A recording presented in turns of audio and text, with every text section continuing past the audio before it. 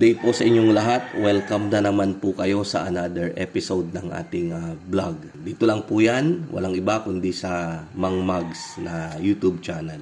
So ang topic po natin for today ay actually ilang araw ko na pong pinag-aaralan to.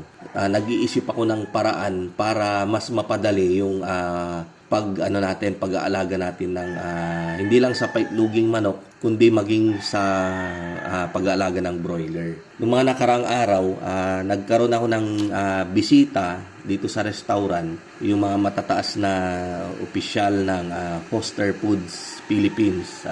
Walang iba kundi si Doc Ed Aguyaoy and then si Doc Dado Batchar.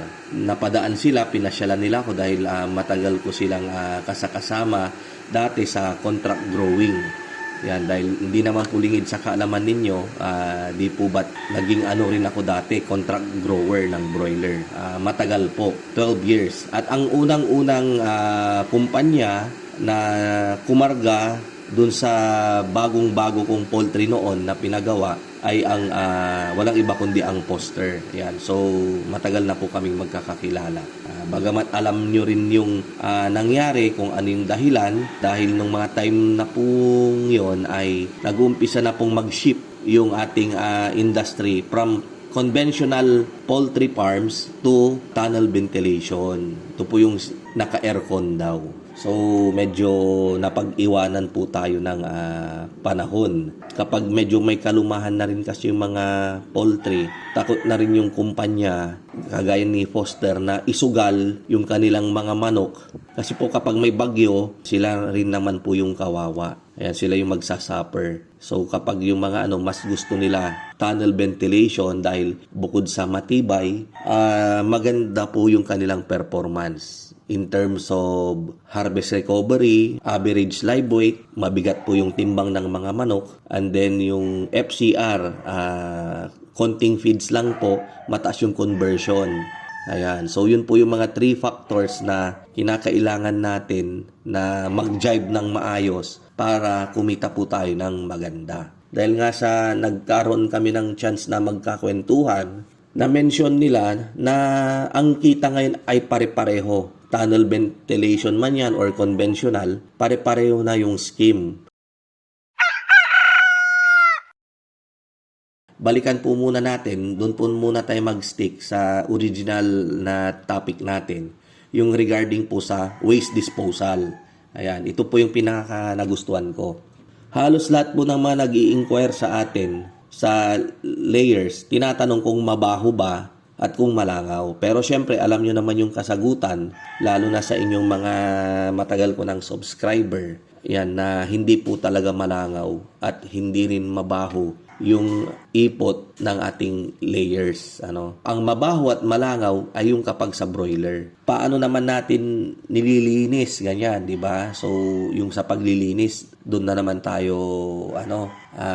mapapaisip na naman tayo. Merong mas madaling paraan pala ngayon na, na sistema. Siya yung nandyan, ipinapakita ko po sa inyo. Ayan. So, ang nangyayari po dyan, yung layers natin ay 3-decker siya, Hindi po siya magkakatapat. Para yung kanilang ipot ay mahuhulog sa baba, pinakababa, pinakasahig. Actually, yung ini-introduce ko po sa inyo, although hindi naman na to bago sa globally, yung pinapakita ko po sa inyo ngayon na sistema ay yung H-type na cages. Ibig sabihin, magkakatapat po. First deck, second deck, third deck. And then sa ibang bansa hanggang 4 na deck yan, 4 na patong.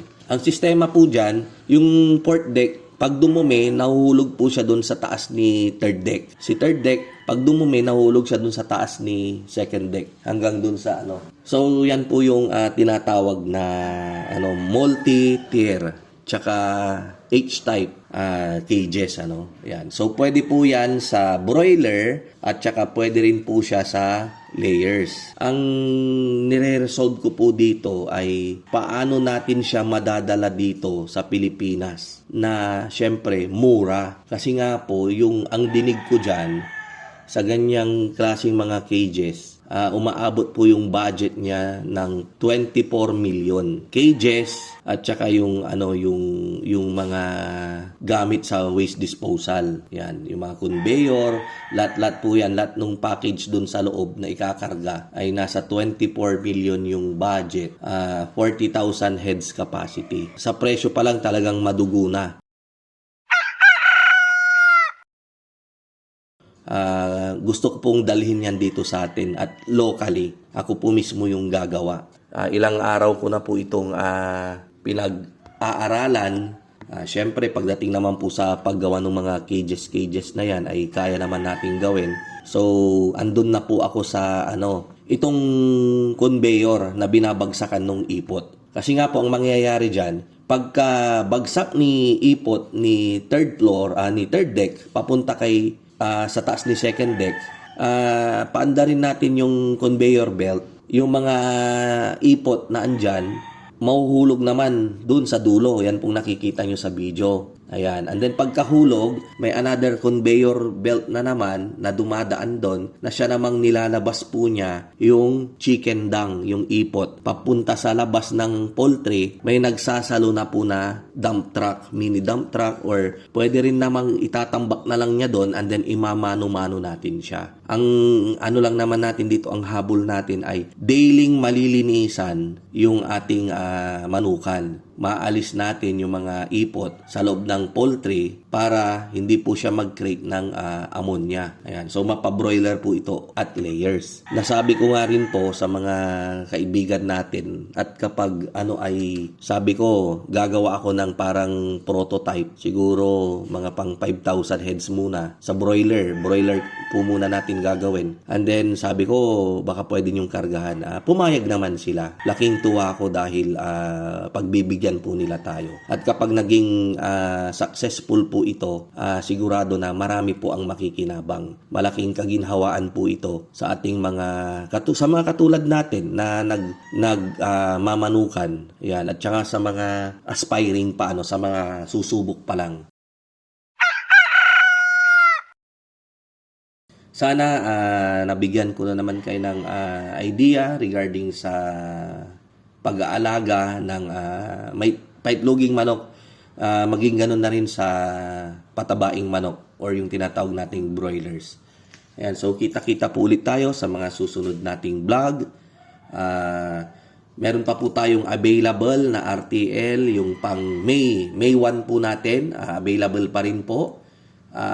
Sa mga gustong magpa-reserve, message nyo lang po ako, text lang po kayo sa 0927-427-1056 na siyang andyan po sa screen ninyo. Ayan. Sa mga nagtatanong po ng location ko, pakilagay na rin dyan sa screen. Ako po ay taga Dagupan City, Pangasinan. Ayan. So, maraming salamat po. Mabuhay po tayong lahat and God bless.